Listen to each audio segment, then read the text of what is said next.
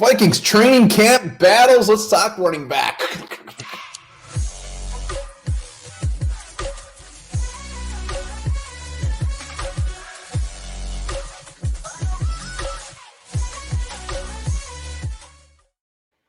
Welcome back to another episode of the Onebar and Lupagus show. I'm Onebar with Lupagus. We're still talking Vikings training camp battles. We're moving our way on to the old running back position.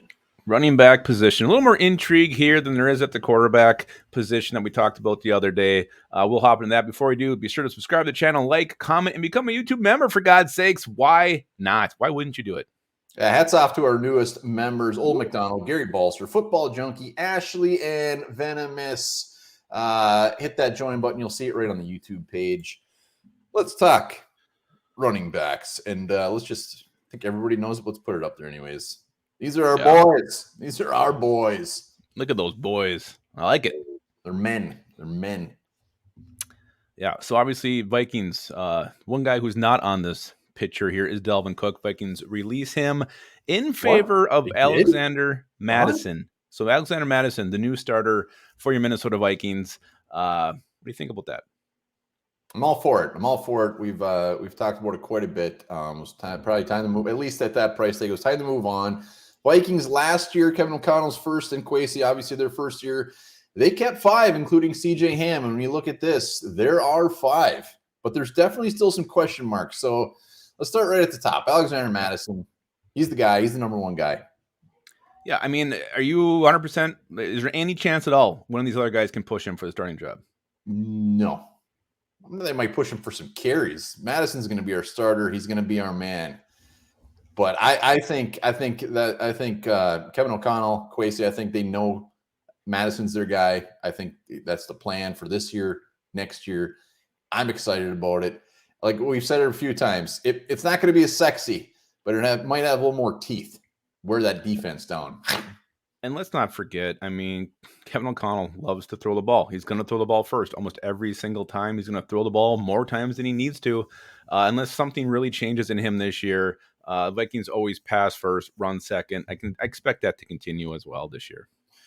Yeah, I still expect Alexander to have a pretty damn good season when it comes to stat-wise and just moving the ball. But, I mean, you mentioned guys that maybe take his place. Let's move a spot down the depth chart. Ty Chandler, currently the number 2 running back, a guy we didn't see a ton of last year, but I think a lot of people are pretty excited about.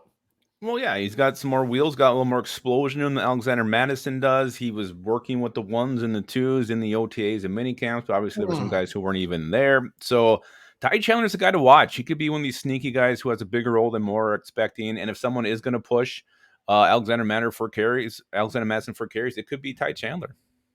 Yeah, he's going to be the change of pace back. Again, I look forward to seeing what he brings. They drafted him in the 5th round last year, a little bit of a surprise when it happened. But, it's going to be nice to see him get some carries. I can't wait to see what he does in the preseason. Yep.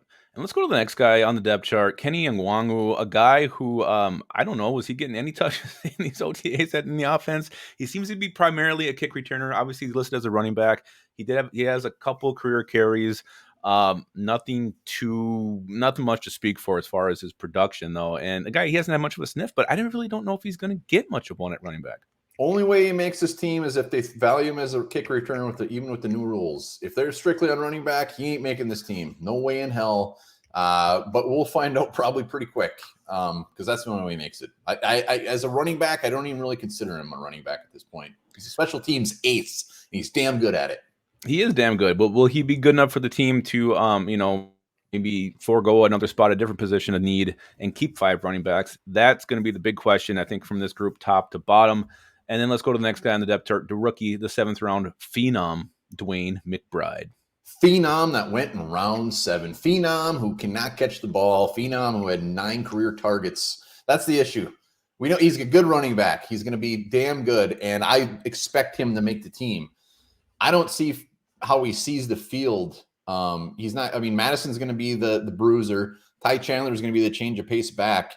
Barring an injury, I don't think he sees the field much because you just said it.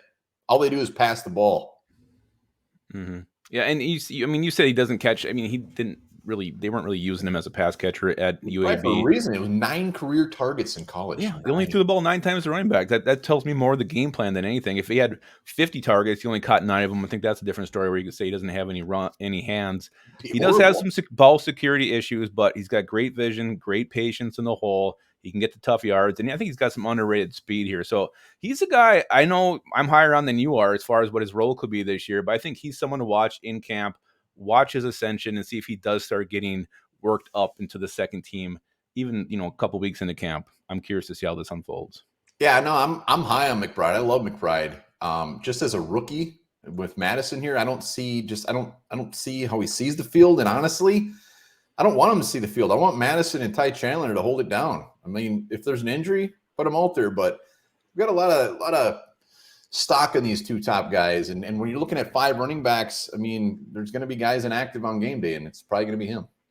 So let's talk about the last guy, the fullback, CJ Ham, a guy we both figured would be gone. But the Vikings, again, keep him around. So CJ Ham, the fullback, the all-purpose guy, blocking, whether it, pass blocking, goat, and catch up. Sometimes they run a freaking jet sweep with them. Sometimes they send him 15 yards down the field, and he'll catch a pass.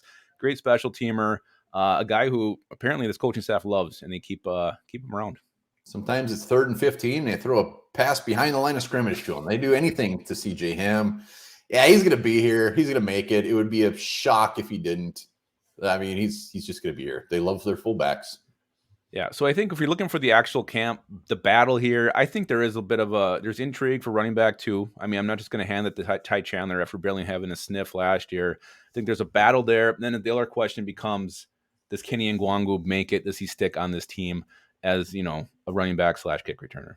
Yeah, that's the only question here. I mean, I think we both agree that McBride will probably make the team. So it's Ngwangu will be the question. I think Chandler will be the number 2, but kind of like quarterback, nothing overly crazy to predict here. And I wouldn't be surprised if all 5 of these guys are there. Yeah, I mean, we've both done a couple different 53-man rosters. I don't know if Kenny made it on either one of ours, but that to me, that's the ultimate question is whether or not they keep him. Because if you let him go, you're letting a damn good kick returner out there on the open market, a guy who, a Pro Bowl caliber kick returner just be available, which to me is kind of a bold move to make. Did you say Pro Bowl? It's a trigger word for some of our viewers. It is. I didn't say all pro. I did say Pro Bowler, which I meant, and I meant it. Said Pro Bowl. Yeah, but we'll see. We're going to find out real quick what this league thinks of kick returners when it comes to final cuts, because something tells me there's going to be a lot of them on the market. Yeah, it'll be interesting to see how much that rule. I mean, right now everybody kind of downplaying it, but when it actually comes time to make your final 53 and who can you keep and who is expendable, yeah, we'll find out damn well how important that position is. All right, let us know what you think will shake out. My prediction is all 5 of these guys are there. That's the way I'm leaning. I'm going to say I'm leaning that way as well. All right, let us know in the comments and how you want the depth chart to shake out. Yep. And remember this, in 2016, a swarm of around 20,000 bees followed a car for 2 days straight because their queen was trapped inside. Could you imagine?